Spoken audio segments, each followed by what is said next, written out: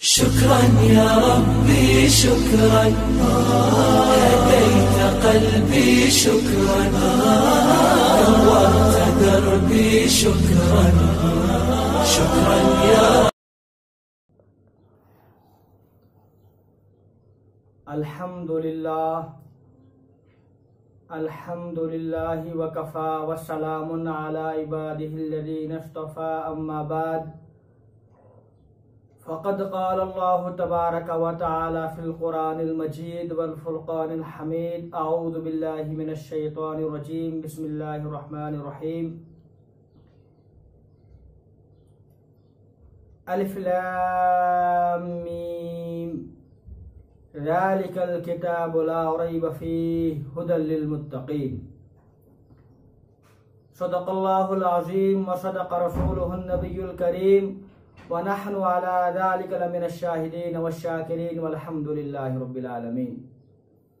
محترم و مکرم سامعین و ناظرین حضرات، آج کی اس نشست میں آپ حضرات کے سامنے سورہ بقرہ رکوع نمبر 1 کا مختصر ترجمہ و تشریح آپ حضرات کے سامنے پیش کروں گا۔ اللہ تعالیٰ سے دعا ہے کہ اللہ تعالیٰ مجھے صحیح کہنے اور ہم سب کو اس پر عمل کرنے کی توفیق عطا فرمائے۔ بسم اللہ الرحمن الرحیم۔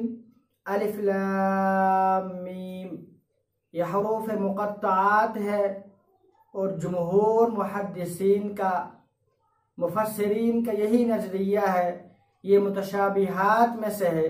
اللہ تعالیٰ ہی ان کے معنی اور مفہوم اور مراد کو جانتے ہیں۔ یہی وجہ ہے کہ جلالین وغیرہ میں اس کا ترجمہ اللہ اعلم بمرادہ بذالک کے ذریعے کیا جاتا ہے۔ ذالک الکتاب، یہ محترم و مکرم بزرگ کتاب ہے۔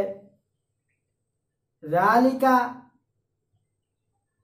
بعید کے لیے آتا ہے اور ھذا قریب کے لیے، لیکن جب ھذا کو بعید کے لیے اور ذالکہ کو قریب کے لیے استعمال کیا جاتا ہے تو اس وقت بتایا جاتا ہے، مقصد یہ ہوتا ہے کہ ذالکہ کے ذریعے جس چیز کی طرف اشارہ کیا جا رہا ہے وہ انتہائی محترم اور بزرگ اور عزیز ہے۔ اس طرح فارسی اور اردو زبان کے اندر برائے بعید ہے، لیکن احترام اور عزت کے واسطے یہ قریب کے واسطے استعمال ہوتا ہے، جیسے جناب، حضرت، عزیز، حضور وغیرہ۔ تو یہ صداقت قرآن کا، یہ عظمت قرآن کا بیان ہے۔ لا ریب فیہ، یہ صداقت قرآن کا بیان ہے، یعنی قرآن کے اندر کوئی شک شبہ نہیں ہے، یہ منزل من اللہ ہے، یہ اللہ تعالیٰ کی کتاب ہے۔ ھدی للمتقین، یہ ہدایت رہنمائی کرتی ہے ان لوگوں کو جو اللہ تعالیٰ سے ڈرتے ہیں، جن کے دلوں میں خوف خدا ہو، جو اللہ تعالیٰ سے ڈرتے ہیں، جن کے دل زندہ ہو، جن کے دل بیدار ہو، جو باضمیر لوگ ہو، جو اللہ تعالیٰ سے حق کے طلبگار ہوتے ہیں، جو حق کے متلاشی ہوتے ہیں، جو حق کو طلب کرتے ہیں، اللہ تعالیٰ جو ہے قرآن کے ذریعے ان کو ہدایت عطا فرماتے ہیں۔ یہ مستفیدین من القرآن کا بیان ہے، یعنی ان لوگوں کا بیان ہے جو قرآن سے فائدہ اٹھاتے ہیں۔ آگے ان کی 5 صفات کا تذکرہ آیا ہے۔ الذین یؤمنون بالغیب، پہلی صفت ان کی یہی ہے، وہ غیب پر ایمان لاتے ہیں، یعنی ان چیزوں پر ایمان لاتے ہیں جو پیغمبر صلی اللہ علیہ وسلم نے بیان فرمائی ہے، خواہ وہ جنت ہو، جہنم ہو، آخرت ہو، مرنے کے بعد زندہ ہونا ہے، قبر کا عذاب ہے، یہ تمام چیزیں وہ ہیں جو غیب سے تعلق رکھتی ہیں، لیکن مؤمنین ان پر ایمان رکھتے ہیں۔ وَيُقِيمُونَ الصَّلَاةَ، صفت نمبر 2، یہ لوگ نماز قائم کرتے ہیں، یعنی خشوع خضوع کی رعایت کرتے ہیں، وقت کی رعایت کرتے ہیں، جماعت کے ساتھ نماز کو ادا کرتے ہیں۔ جتنے بھی نماز کے اندر شرائط ہے، لوازم ہے، ان تمام کی رعایت کرتے ہیں تو کہا جاتا ہے کہ اس نے نماز قائم کی۔ اگر کوئی وقت کی رعایت نہیں کرتا ہے یا جماعت کی رعایت نہیں کرتا ہے یا خضوع کے ساتھ نماز نہیں پڑھتا ہے، کہا جائے گا نماز تو پڑھی ہے، لیکن یہ نہیں کہا جائے گا انہا اقام الصلاۃ کہ اس نے نماز کو قائم کیا ہے، کہا جائے گا کہ اس نے نماز پڑھی ہے، یہ نہیں کہا جائے گا اس نے نماز کو قائم کیا ہے۔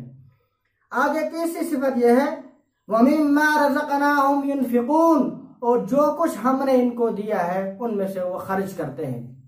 صفت نمبر 3 ہے، یعنی اللہ تعالیٰ نے ان کو جس بھی نعمت سے نوازا ہے وہ اس کو اللہ کی راہ میں خرچ کرتے ہیں، خواہ وہ مال کی دولت ہو، وہ اولاد کی دولت ہو، وہ روپے پیسے کی دولت ہو، وہ علم کی دولت ہو، جس پہ دولت سے اللہ تعالیٰ نے ان کو نوازا ہے اس کو اللہ کی راہ میں خرچ کرتے ہیں۔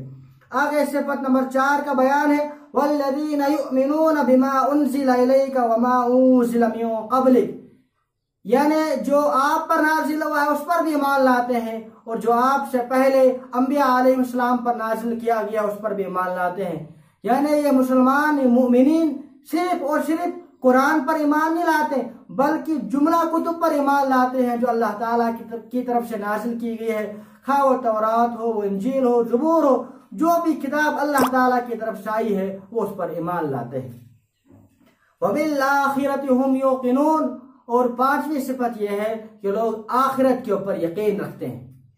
اس کو الگ سے اس وجہ سے بیان کیا، ورنہ یہ الذین یؤمنون بالغیب کے تحت آ گیا تھا، یہ اس وجہ سے کہ جس کو آخرت کا یقین ہو وہی نماز قائم کرے گا، وہی اپنا مال اللہ کی راہ میں خرچ کرے گا، وہی آخرت کے اوپر یقین رکھے گا، وہی جو ہے کتابوں پر ایمان لائے گا، وہی سابقہ کتب پر بھی ایمان لائے گا، وہی قرآن کے اوپر بھی ایمان لائے گا۔ یعنی یہ افعال وہی کرے گا جس کو آخرت کے اوپر یقین ہو، اور جس کو آخرت کے اوپر یقین نہ ہو وہ نہ تو نماز پڑھے گا، نہ وہ روزہ رکھے گا، نہ زکوٰۃ دے گا، نہ اللہ کا دیا ہوا مال اللہ کی راہ میں خرچ کرے گا۔ دوسرا اس وجہ سے اس کو بیان کیا کہ اگر کوئی یہ کہتا ہے کہ میں مسلمان ہوں لیکن وہ ان افعال کو قائم نہیں کرتا ہے، وہ ان صفات کا حامل نہیں ہے، تو کہا جائے گا کہ وہ دعویٰ تو کرتا ہے لیکن اس کا عمل اس کے مخالف ہے۔ اولئک علی ھدی من ربہم، یہی لوگ ہیں اللہ تعالیٰ کی طرف سے ہدایت پر۔ یہ انجام دنیاوی کا بیان ہے، یعنی جو مستفیدین من القرآن ہے ان کا انجام دنیا میں یہ ہے، یہ صراط مستقیم کے اوپر ہے، سیدھی راہ کے اوپر ہے۔ اولئک ھم المفلحون، اور انجام اخروی ان کا یہ ہے کہ یہی لوگ کامیاب ہیں۔ ان الذین کفروا سواء علیہم، یہاں سے کفار کا بیان ہے، وہ لوگ جن لوگوں نے کفر کیا ہے، آپ ان کو ڈرائے یا نہ ڈرائے، لا یؤمنون، یہ ایمان لانے والے نہیں ہیں۔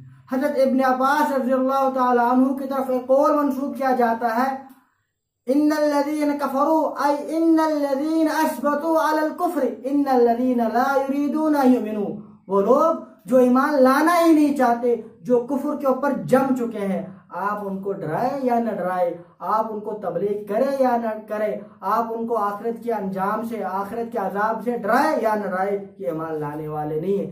وجہ اس کی ہے کہ یہ خود ہی ایمان نہیں لانا چاہتے ہیں۔ ختم اللہ علی قلوبہم وعلی سمعہم، یہ ان کا انجام دنیاوی ہے۔ اللہ تعالیٰ نے ان کے دلوں کے اوپر اور کانوں کے اوپر مہر لگا دی ہے، وعلی سمعہم وعلی ابصارہم غشاوہ، اور اللہ تعالیٰ نے ان کے آنکھوں کے اوپر پردہ ڈال دیا ہے۔ یعنی یہ لوگ نہ تو کانوں سے حق سنتے ہیں، نہ زبان سے حق بولتے ہیں، اور نہ یہ لوگ حق کے بارے میں غور و فکر کرتے ہیں۔ یہ ایسے لوگ ہیں نہ حق سنتے ہیں، نہ حق بولتے ہیں، نہ حق کے بارے میں غور و فکر کرتے ہیں۔ وَلَهُمْ عَذَابٌ عَظِيمٌ، اور ان کا انجام اخروی یہ ہے کہ ان کے لیے دردناک عذاب ہے۔ یہ ان کا انجام اخروی ہے، جو لوگ ایمان لانا نہیں چاہتے، جو لوگ کفر کے اوپر جم چکے ہیں، تو اللہ تعالیٰ نے ان کا انجام یہ بیان کیا کہ ان کے لیے زبردست عذاب ہوگا۔ اللہ تعالیٰ بھی ہمیں اپنے عذاب سے محفوظ فرمائے۔ اللہ تعالیٰ ہماری اس ٹوٹی پھوٹی خدمت کو اپنی بارگاہ کے اندر قبول فرمائے، قرآن اور حدیث کی خدمت کے لیے ہمیں قبول فرمائے، اور اللہ تعالیٰ ہمیں مؤمنین کی جو متقین کی صفات قرآن کے اندر آئی ہے ان کو اپنانے کی اللہ تعالیٰ توفیق عطا فرمائے، اور جو کفار کے صفات بیان ہوئے ہیں اللہ تعالیٰ ان سے ہمیں حفاظت فرمائے۔ وآخر دعوانا الحمدللہ رب العالمین۔ شکرا یا ربی شکرا۔